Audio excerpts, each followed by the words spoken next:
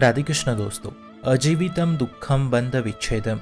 जहाँ भगवत पद पे चलना शुरू कर दिया वहाँ आपके रास्ते में कांटे फेंक दिए जाएंगे। माया हमारा विपक्ष दल है, वो हमारे अनुकूल थोड़ी चलेगी मित्रों। स्वयं देख लो, कई भक्तों को शारीरिक कष्ट झेलना पड़ता है, तो कईयों को आर्थिक कष्ट, तो कईयों को पारिवारिक कष्ट, तो कईयों को मानसिक कष्ट।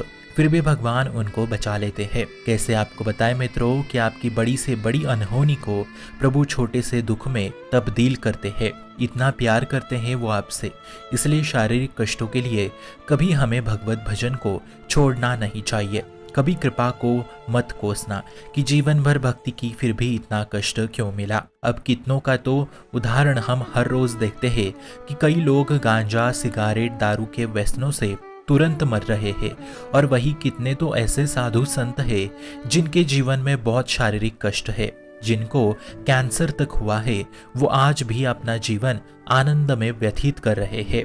इतना बड़ा रोग होते हुए भी फिर कैसे हम निर्णय करते हैं कि प्रभु हमारे लिए कुछ भी नहीं करते। तो ध्यान से सुनिए, जिन महापुरुषों का अंतिम जन्म होता है उनके कर्मों के हिसाब किताब बराबर करने हेतु प्रभु जल्दी जल्दी दुख दर्द कष्ट देते हैं, ताकि बड़े बुरे कर्मों को थोड़े में ही निपटा सके और सारे कर्मों को काट सके। इस तरीके से भक्तों के भविष्य के कर्मों को लिखा नहीं जाता, उनके वर्तमान को प्रभु स्वयं संभालते हैं और उनके अतीत यानी पिछले कर्मों को थोड़ा बहुत कष्ट दुख दे के नष्ट कर दिया जाता है, ताकि जब आत्मा की भगवत प्राप्ति हो तब उनके कर्मों की पार्टी पूरी हो।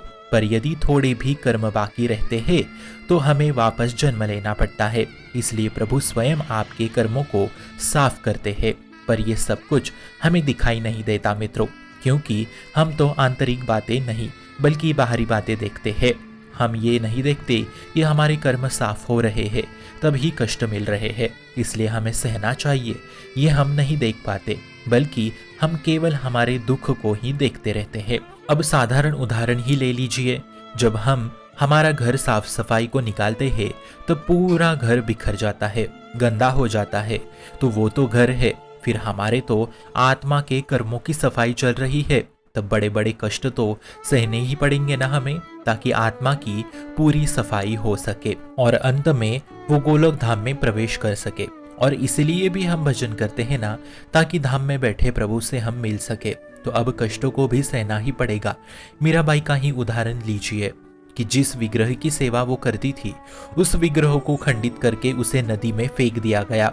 फिर बताइए कितना मानसिक कष्ट झेलना पड़ा होगा मीराबाई जी को। फिर इतना तो बुरा हमारे साथ नहीं होता होगा।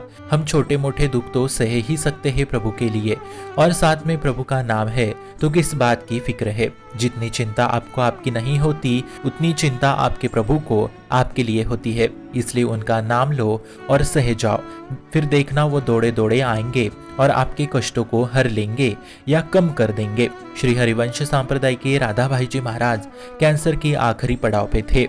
एक बूंद पानी तक मुंह में नहीं जा रहा था, फिर भी वो प्रवचन देते थे। तो बताओ, ये भजन का फल नहीं है तो और क्या है।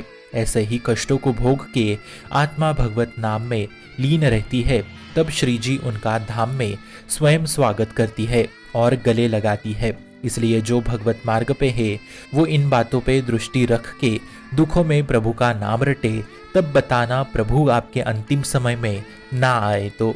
शुभम भवतु कल्याणमोस्तु।